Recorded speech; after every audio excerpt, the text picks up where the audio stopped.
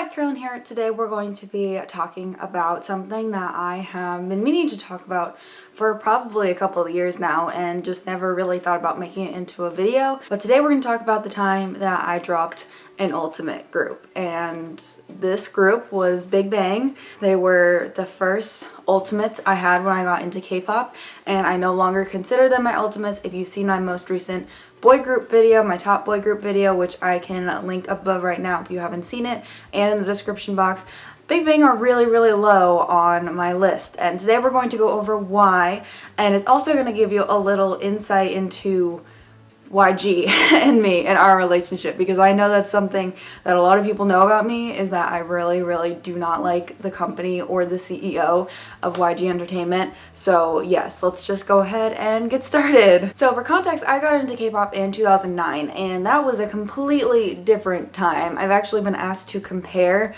K-pop in 2009 versus 2019, so I definitely am planning on making a video about it. But in short, it was very different. I got into K-pop in 2009, and the first artist I found was G-Dragon, and I absolutely loved G-Dragon. I thought he was amazing, and then I found BIGBANG through G-Dragon, and I thought they were amazing. And in short, I didn't really define them as ultimates, but they did become my ultimates for the first 6 months of my time in K-pop, because I adored all of their music. I thought that they were just so incredibly fantastic. Wow. Fantastic, baby. They could do literally nothing wrong, and I would always love BIGBANG. So I started getting into Super Junior too. I would not say that Super Junior became my ults for a while, because it took me a few months to learn them, and at the end of learning them I was like, oh my gosh, I'm obsessed. I absolutely love Super Junior. And that was probably in early 2010, I would say, that I began to ult Super Junior.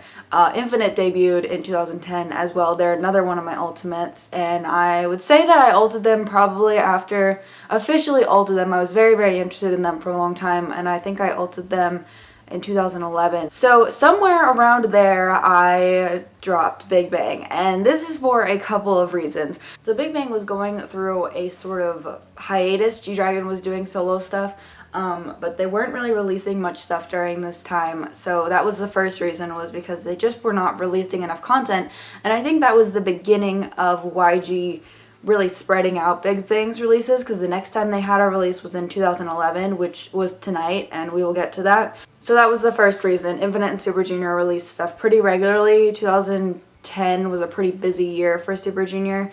It was when they started really becoming more popular, and of course SM was going to push them more because they were becoming more popular, which is completely makes sense. And Woollim gave Infinite like 4 releases within their first year of debut, including their Repack album, because they just needed to push their only source of income.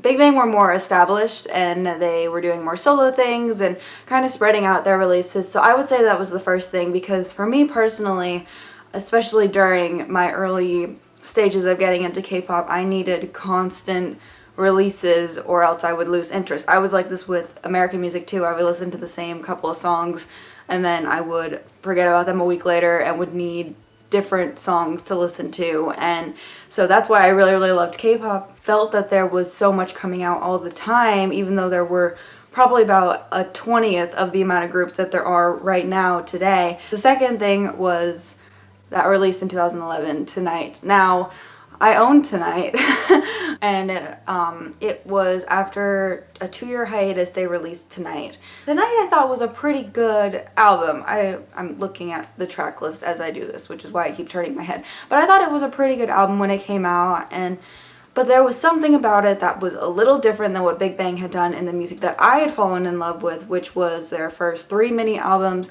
and their first 2 or 3 full-length albums they had released in Korea. It was very different music, which is natural for a group to change their sound over time, but I had just gotten into them really. Was like, okay, like this is kind of different, but you know, I said that I was into, I almost said, well, I'm Infinite and Super Junior as well, and I feel like Tonight was a little more in that direction than it was in the hip-hop direction, which I was okay with. Oh no, the next album that they released in Korea was Alive. Now I also own Alive, and I also own Still Alive, and that is the last thing I owned from BIGBANG recently, in recent years, and that is because the Alive album was another step in a direction that was different than the Big Bang that I originally got into.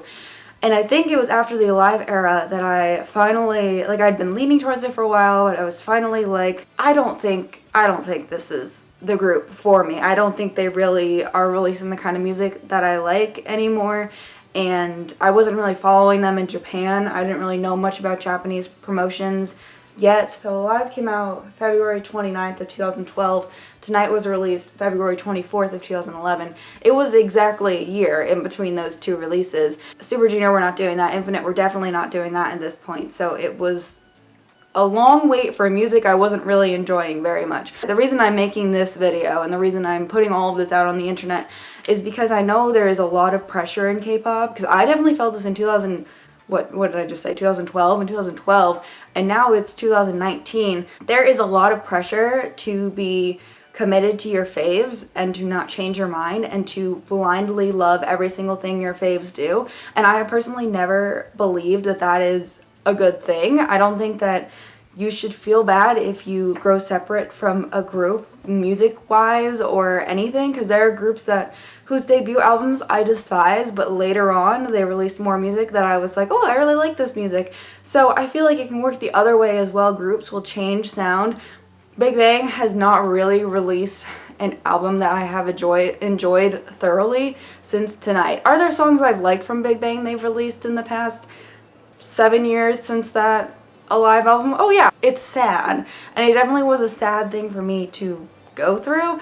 I hadn't started this channel yet, so it's never really been a focus of this channel is me loving Big Bang, because that was never me from 2012 onwards. It's always been Infinite and Super Junior and After School and A-Pink, and then later on Monsta X, which I was thinking about this the other day. Super Junior was in 2009, Infinite was in 2011, After School was in 2013, A-Pink was in 2015, and Monsta X was in 2017. It's 2019. It's time for a new Ultimate. No, just kidding. Like, I'm really not looking for another Ultimate. Please add all girl groups, because I'm due for a girl group. I don't need another Ultimate. I'm good.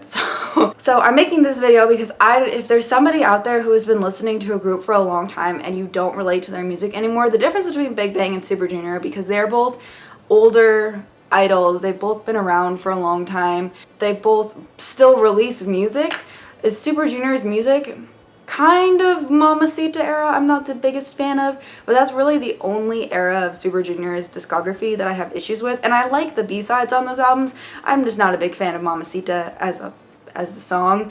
But the B-sides on that album are still really good, but that's really been the only era of Super Junior that I've had an issue with, and not a large issue, like that's just it. So I am still enjoying everything Super Junior released. If you watch my favorite songs from last year, like Super Junior's new albums were all over those lists, so like, yeah. Infinite don't release as much as they used to. They release a lot of solo and subunit stuff now. I don't know why I said subunit, it's mostly solo stuff, and they have a new digital single coming out this week, which is super exciting, but they're also in the military stage, so I can't really put them down for that, and also, I could never stop loving Infinite. Like, they are, like, literally a part of me, like, that's it. You can have as many ults as you want. There are some people who only think that you should have one ult, and I know I got a lot of comments like that on my top video, and there are some people who think that you should only have one ult forever and that can only be your ult, and I don't think that that is true. I think there are so many groups out there who are constantly changing their music sound and releasing different music, and things are happening to the groups. If you are finding that you haven't enjoyed your faves music for a long time, it's okay to drop an ult. It's going to be sad, especially if you, like, if I decided tomorrow to drop Super Junior, like, I have literally so much stuff from Super Junior, and one of the reasons I can collect them so thoroughly is because I have that 10 years, going on 10 years this year, trust in them that they are going to keep releasing music that I enjoy in the future. And also, I could never leave Donghae. I could never leave him. It's just not possible. We are married. It's not possible. 10 years together. Yeah, so I want to make this video to let you guys know if any of you are out there thinking about how your ults don't really define your music tastes or something of that sort anymore, that it is okay to drop an ult. I don't think that you should pick up an ult, collect everything they have and then drop them and then do the same thing over and over again. Like, maybe you should focus on the music for a while before you start collecting a group if you find that you are constantly changing who your faves are. But I didn't really start collecting Super Junior until they had been my ults for like a year or two. And now I've been into K-pop for so long and I've been collecting for so long that I kind of know, I feel like I should wait on this group. Oh, maybe I'll buy their debut album. I feel like it just kind of depends on you, and after a while you will learn that. But yeah, I hope this video was insightful. And as far as the whole YG thing goes, I feel like I really started disliking them because they were spreading out their music, artist music, so much, and they kept promising things that just weren't happening, and it was just very frustrating. Not a YG stan, but I also really liked 21 back then too, because they were like this first girl group that I was introduced to.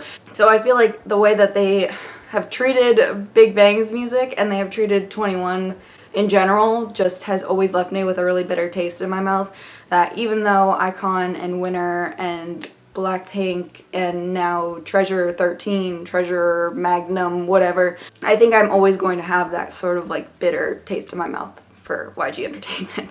But yeah, so that's it for this video. I hope it was insightful. I hope it gave you a little bit of perspective into what I was like when I first got into K-pop. Let me know if you have ever had issues like this, or if you doubted an alt and maybe they changed your mind later on. Let me know in the comment section down below. I will see you guys very, very soon.